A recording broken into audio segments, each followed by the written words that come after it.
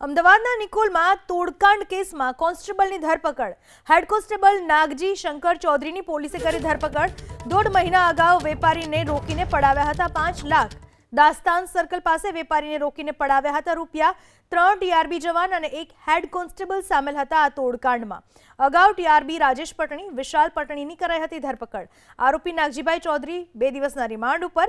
ઘટના સમયે head constable Nagji Chaudhary સ્થળ ઉપર હાજર હતા.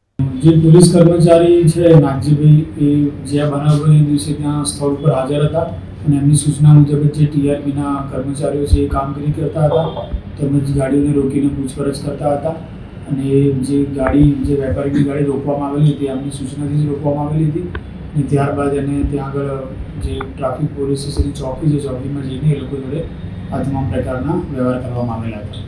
જે એકાઉન્ટ છે એમાં અલગ અલગ એકાઉન્ટની ડિટેલ્સ અમે મંગાવેલી છે. એમાં એક એકાઉન્ટમાંથી અન્ય એકાઉન્ટમાં કે વારાફરતી એકાઉન્ટ ટ્રાન્સફર થાય છે એ આખા એકાઉન્ટની લિંક અમે સેટઅપ કરેલી છે.